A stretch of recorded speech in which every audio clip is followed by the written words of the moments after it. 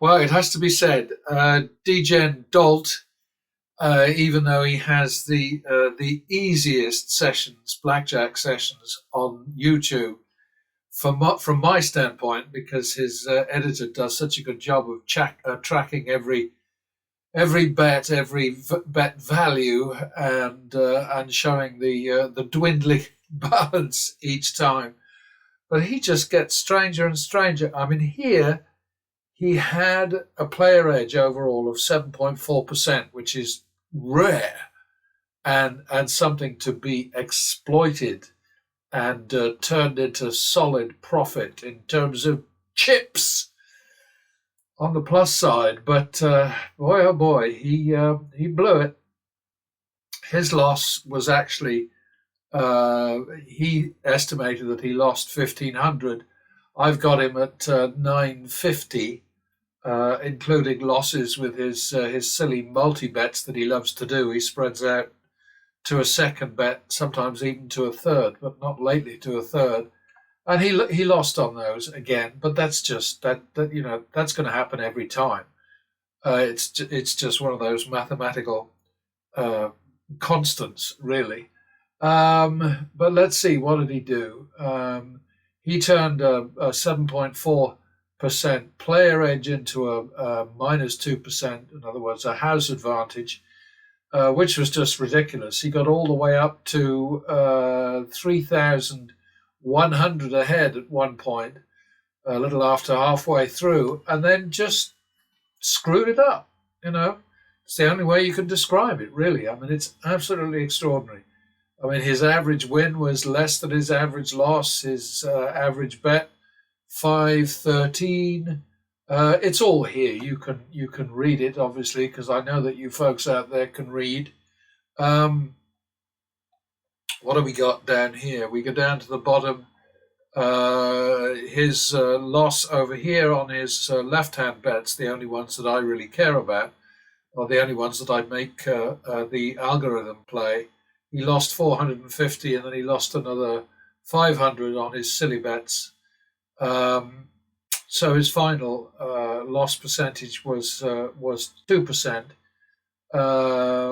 He's still ahead, actually, on his extra bets, but that's because he had a winning streak that was just bizarre and great. I mean, I want to see this guy win, but he doesn't want to win. That's the only conclusion that I can reach. He just does not want to win, because he could do so much better if he bet with his head instead of, I don't know, sipping whatever the hell it is he drinks, tequila and something or other, or because I mean he and his dad were both definitely what's that polite term that they use, altered by the end of the session. Dad was, I don't know, probably six solid drinks in, and I'm sure that DD was right there with him. DD and DW they would be.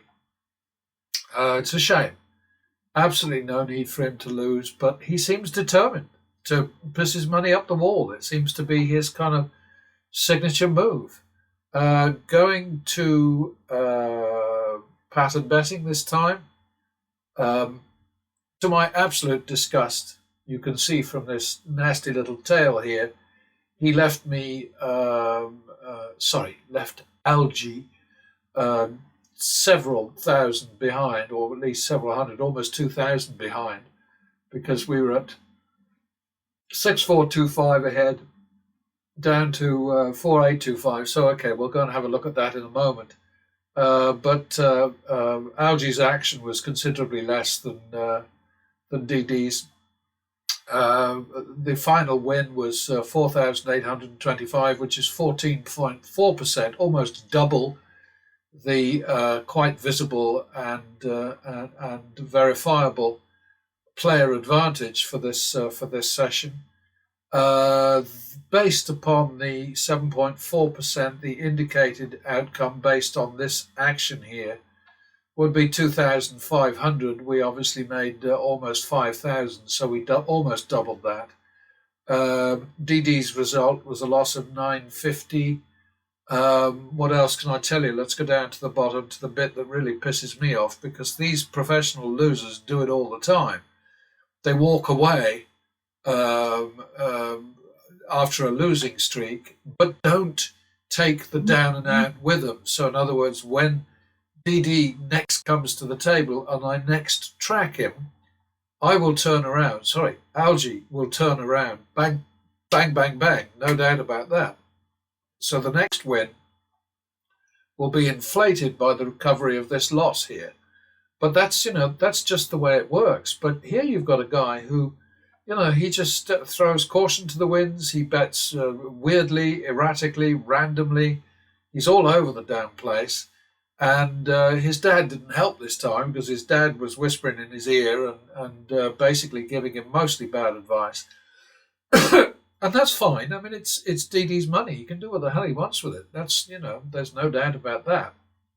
The problem I have with these guys is that they're being watched by people who might actually be stupid enough to imitate what he's doing and to think that that's the way to go. And it just isn't. I'm telling you, it is not the way to go. But he will do what he wants to do, and he has that right. All I'm saying is don't do what DD does, because you will be sorry.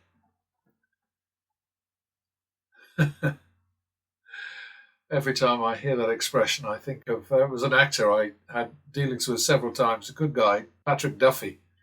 And one of his little sort of like signature sayings was, "You'll be sorry."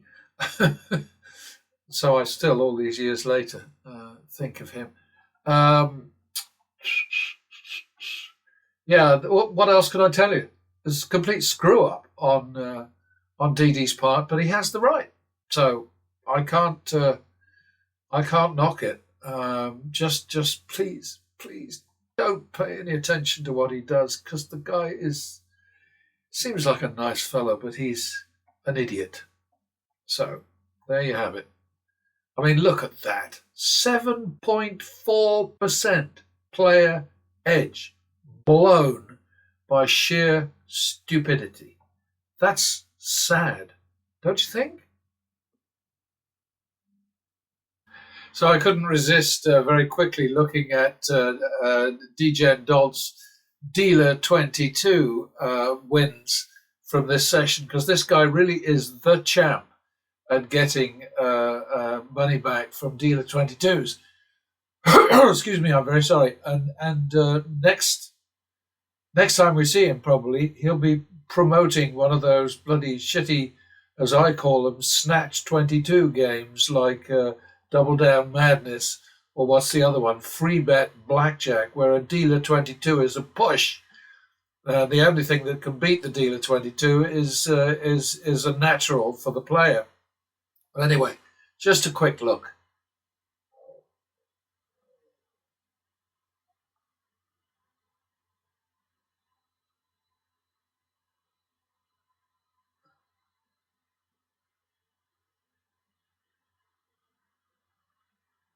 I'm going back over them because I can't help myself.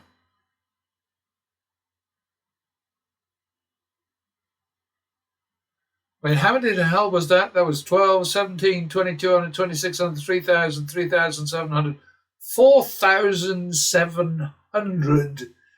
And if he'd been playing one of those games he promotes because the casino tells him to, then he would have lost out.